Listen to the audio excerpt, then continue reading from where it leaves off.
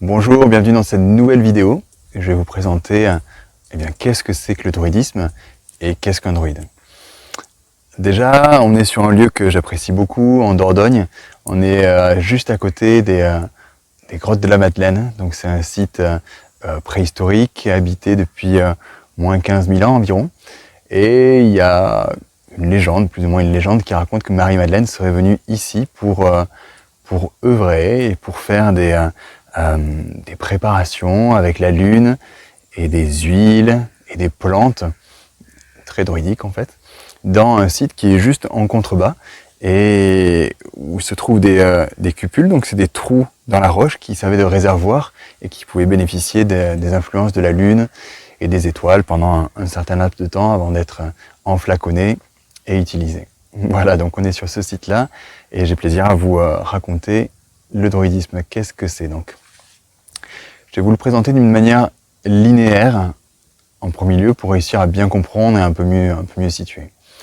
Il y a une référence qui est assez admise à l'heure actuelle, c'est Stonehenge, qui est une référence de par le monde, qui se situe, d'après les découvertes actuelles, à moins 4200 ans avant Jésus-Christ. Un site exceptionnel, un site astronomique qui est d'une précision magnifique et qui permettait, il y a plusieurs théories, mais de calculer les équinoxes, les solstices, les éclipses. C'était vraiment un observatoire astronomique. Plus les recherches avancent, plus on se rend compte de la complexité de ce lieu qui aussi aurait une propriété acoustique, dans le sens les pierres centrales pouvaient être soit frottées pour émettre un son, soit les chants qui étaient faits à l'intérieur rentraient en vibration avec ces pierres pour être amplifiés, ne pas être entendus de l'extérieur, mais être concentrés, amplifiés pour monter en vibration, en fréquence et être dans un autre état de conscience qui permet d'avoir des réponses, des connexions et tout ce que peut induire ce genre de processus. Combiné à un aspect de cérémonie qui permet d'orienter toute cette masse d'énergie dans un certain sens. Voilà, donc Stonehenge, c'est un site extraordinaire qui se trouve en Angleterre, dans le sud-ouest de l'Angleterre. Moins 4200 ans. Si je continue dans ce sens-là, en fait, il y a ce proto-druidisme, c'est la période de Stonehenge comme ça. Puis on arrive dans l'âge d'or du druidisme qui serait sur du moins 800 ans à environ plus 150, plus 200 ans. L'âge d'or du druidisme, c'est là où les clairières, donc les lieux où se réunissaient les druides, les ovates, les bardes, comme on le verra plus tard, dans des clairières, en forêt, pour échanger, parler, communiquer. Donc les clairières étaient très actives et échangeaient beaucoup entre elles pour les connaissances, les expériences, pour les décisions, pour tout ce genre de choses-là en fait. Donc cet âge d'or, qui est appelé comme ça de façon historique, correspond à cette période-là que je vous évoque. Si on continue à avancer dans l'histoire, eh bien il y a l'Empire romain qui prend vraiment une influence énorme. Il va y avoir un peu une chasse à toute cette philosophie, à savoir que là-dedans, la transition avec les chrétiens, les premiers chrétiens qui arrivent, se passe très bien avec les druides. Ils ont comme la même philosophie. Il y en a même qui disent que les druides, dans les 3 rois mages, un serait un druide. Et il y a plusieurs théories dans ce sens-là. Donc on continue à avancer, et donc ça se durcit, cet empire romain. Et donc là, on passe dans un druidisme clandestin, c'est appelé comme ça, d'environ de 500 à 1500, 1600, c'est un millénaire quasiment, de chasse à toute cette connaissance, toute cette pratique pour sombrer petit à petit dans quelque chose qui est plus rigide, plus dur dans la manière de pratiquer autant la médecine que la philosophie, que ce genre de choses-là. À savoir que dans les écoles, les clairières ont disparu au fur et à mesure et se sont mêlés dans les Templiers, chez les Bénédictins, voilà. Ça a disparu de certains endroits pour s'incorporer dans d'autres d'une manière plus discrète. Dans les cathédrales, dans les églises, il y a souvent des représentations, soit de certaines feuilles, de certaines plantes qui indiquent des choses, soit des sirènes avec une queue ou deux queues, suivant combien il y a de courants d'eau qui passent sous ce point-là et qui indiquent des croisements et donc parlent de la géobiologie, ce que maîtrise également le druide. Voilà, pour bénéficier au mieux des forces terrestres et cosmiques. Si je continue à avancer dans cette chronologie comme ça, il y a cette transformation-là pour arriver jusqu'à une date précise, en 1717, au renouveau du druidisme. On est un peu dans l'époque des poètes, les poètes anglais ravivent cette mémoire-là du druidisme et l'animent d'une certaine manière. Donc c'est ce néo-druidisme qui prend une certaine forme. Ce qui est intéressant, c'est que c'est à l'équinoxe, un peu cette même période-là, qu'on vit. 1717, ça se passe à Londres, et au même moment, le même jour, il y a la franc-maçonnerie qui se redéveloppe aussi sous une nouvelle forme plus spéculative. Certains choisissent de pratiquer en salle et d'autres continuent à pratiquer en nature. Donc c'est ce néo-druidisme, voilà, qui est dans un grand développement à l'heure actuelle, qui plaît beaucoup, qui a différentes formes avec la Wicca, plusieurs choses comme ça qui se mettent en place.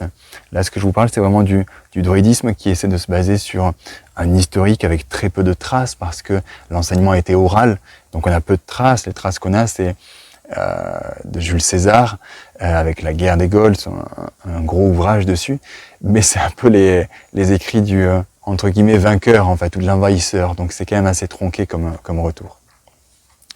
Pourquoi un enseignement oral? Justement pour qu'il ne soit pas transcrit et quelque part lettre morte, parce que il peut être interprété, transformé, orienté, voilà, tout ce genre de choses-là. Donc les druides préféraient une initiation directe par la communication orale, la connexion dans les rêves, la connexion par la respiration, respirer ensemble et échanger de l'information dans nos corps énergétiques, voilà, tout ce genre d'enseignement. Donc on arrive à cette époque du néo-druidisme qui fleurit, comme je vous disais, et de cette époque-là qui a évolué. J'aime bien dire aussi, si on refait un bond tout à fait en arrière et avant Stone Age, de revenir vraiment en antérieur à des racines profondes du druidisme. On peut citer l'Hyperborée, qui serait, là aussi d'après certains, la mère de l'Atlantide.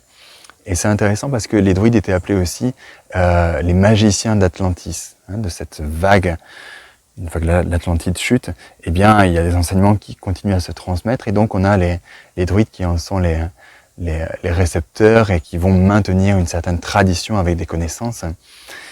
Et il y en a qui citent même que cette historique remonterait avant l'Atlantide jusqu'en Hyperborée, donc une île au nord, 4 îles pour être précis au nord, qui serait un peu un jardin d'Éden, où les Grecs le citent comme Apollon, qui va se régénérer dans ces pays d'Hyperborée chaque année. Voilà, donc pour vous présenter sur un plan un peu linéaire ce qu'est le druidisme, son évolution avec, à l'heure actuelle, plein de pratiques différentes, certains qui ont gardé un processus d'initiation, vraiment, soit en forêt, soit avec des pratiques, etc., soit juste d'un point de vue culturel, en apprenant les contes, en apprenant un historique et en restant sur cette base-là qui est déjà très riche. Bien, alors, qu'est-ce que le druidisme au final? Avec cette historique que je viens de vous faire en fait, eh bien le druidisme rassemble plusieurs connaissances, je développerai plus loin, du barde, qui est plutôt en lien avec la maîtrise de la tradition, qu'il va restituer, donc par des contes, des chants, on a cette image-là avec le barde et sa harpe. Puis il y a l'ovate qui est plus spécialisé dans les plantes médicinales, dans la divination, et le druide qui a une maîtrise de tout cela, en plus d'une large connaissance de la nature humaine, de l'astrologie, d'une justesse et d'un humanisme en fait. Donc le druidisme, si je le rassemble, le druidisme c'est pour fortifier des qualités dans l'homme, dans une reliance terre et ciel. Il est là comme un garant de l'équilibre en fait, dans les mondes, à travers les mondes, du plus matière, du plus dense, à des plans plus subtils. C'est là qu'on retrouve le chamanisme aussi, et le rôle du chaman, qui est là pour veiller à l'équilibre sur plusieurs strates, plusieurs dimensions en fait, pour garantir une prospérité, pour une harmonie dans le clan, dans la tribu et dans ce genre de choses. Le druide a aussi ces qualités-là, et il est structuré d'une manière qui pourrait faire penser à une classe sacerdotale, c'est-à-dire qu'il va créer des rituels pour honorer le vivant, honorer les traditions, honorer les dieux. Voilà, ça fait vraiment partie d'une caste avec des cérémonies spécifiques. Lorsqu'on apprend ces bases du druidisme, on intègre au maximum une histoire qui est riche d'archétypes qu'il est intéressant de recontacter en soi pour être fort dans cette matière-là, pour être fort dans d'autres dimensions et traverser le plus possible facilement en fait les expériences qui nous arrivent autant dans cette réalité-là que dans d'autres réalités en fait. Voilà.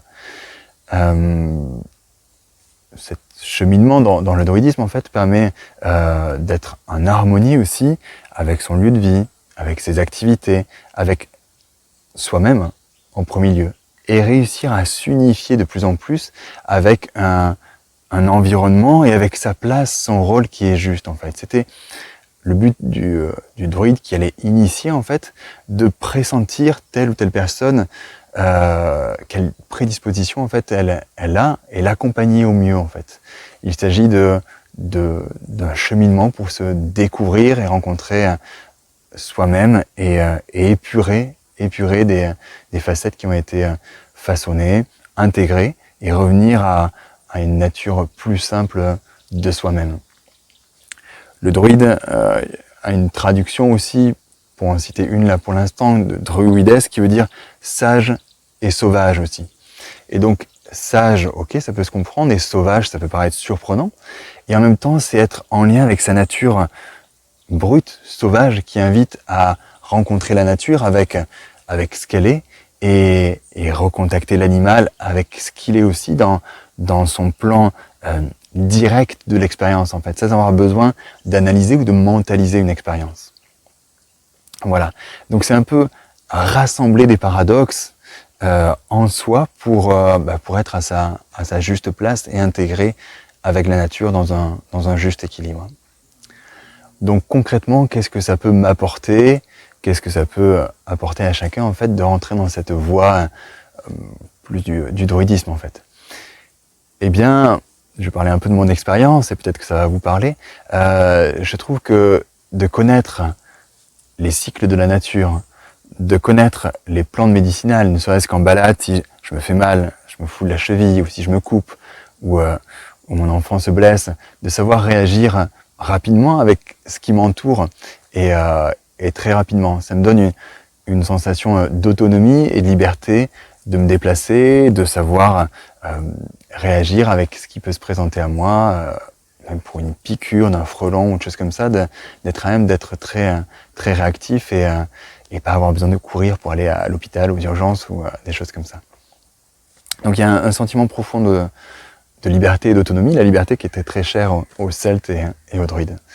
Je goûte aussi à une sensation d'être plus en connexion avec mon environnement, avec la nature, avec, lors d'une balade là aussi, mettons, d'être plus en sensation de ce que peut me raconter un lieu, l'histoire de ce lieu, ou un arbre, de ce qu'il a vécu, qui me parle de sa médecine, ou que je puisse ressentir ou interpréter sa médecine, même si je connais pas tout à fait ses caractéristiques chimiques ou toute cette interprétation-là en fait.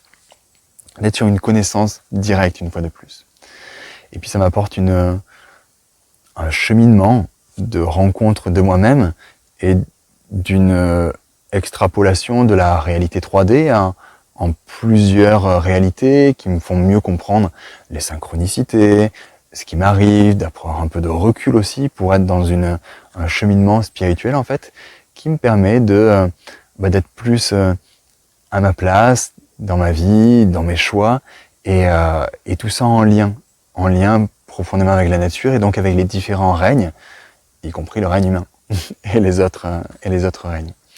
Donc je dirais que c'est une globalité qui est intégrée dans le druidisme, avec les différents règnes et les plans subtils, et avec tout un historique d'un endroit où je suis né, en France, et de cette tradition-là qui me permet de déposer des racines encore plus profondes dans cette tradition dans laquelle j'ai choisi de m'incarner dans un premier lieu, à savoir que chacun a sûrement vécu beaucoup de vie et est attiré dans différentes traditions, et le druidisme en est une pour l'Europe, et il y a plein d'autres traditions qui sont superbes. Ça revient aussi à cette idée avec Amélie de combiner nos connaissances pour vous offrir quelque chose de le plus complet en fait possible avec nos visions, riches de nos voyages et de nos initiations et de nos traversées. Voilà, donc peut-être que ça va vous inspirer pour vous, qu'est-ce que vous pourriez trouver dans ces vidéos, dans ce cheminement-là qui est proposé, et vous situer dans tout ça. J'ai envie de vous citer pour finir un druide, un personnage qui a été très médiatisé, j'ai envie de dire, qui est en tout cas très connu, qui est Merlin, et Merlin qui était le conseiller du roi Arthur en fait, donc c'était une place complexe, pour ceux qui connaissent un peu l'histoire, et en même temps très riche. Et donc ce druide a beaucoup conseillé Arthur sur des choix importants. Donc ça c'est un peu la légende qui est racontée, mais si vous lisez des livres, et là je pourrais citer les livres de Claudine Boucher ou de la famille Boucher, qui a une tradition druidique avérée de plus de 800 ans en fait, et bien effectivement les rois de France étaient réellement conseillés par des druides, ce n'est pas qu'une légende, jusqu'à Bonaparte qui était aussi conseillé par un druide qui a pu lui éviter ou lui faire prendre des décisions importantes. Donc je viens de citer Merlin, effectivement, en tant qu'homme, ce qui me fait aussi vous dire que, eh bien, il y a des druides, mais il y a aussi les druidesses, qui étaient à égalité, en fait, avec les druides, qui avaient un peu plus une spécificité sur la préparation des plantes, et toute cette maîtrise-là, en fait, mais c'était en équilibre, en fait, il n'y en avait pas un qui était au-dessus de l'autre. La célèbre cueillette du gui était avec le druide qui monte dans le chêne, parce que c'était le gui qui était le plus réputé, et donc c'est lui qui coupait le gui, mais les femmes et les druidesses étaient en bas, et c'était seulement les druidesses qui récoltaient le gui dans un drap blanc en fait, et c'était elles qui allaient le transformer en fait. Et donc il y a comme un équilibre ciel-terre entre hommes et femmes, et cet équilibre-là était respecté, autant au niveau druide, qu'ovat, barde, voilà. Et ce qui me fait penser que peut-être tout le monde, ou à peu près tout le monde connaît les produits Velleda. Et bien Velleda, ça vient d'une druidesse qui était très connue et qui était assez engagée justement dans les préparations, et aussi dans des positionnements de choix et politiques de ces contrées, donc qui a été un personnage important. Voilà, donc c'est sur ces notes-là d'équilibre que je vous souhaite un beau cursus, et je vous remercie, à très bientôt.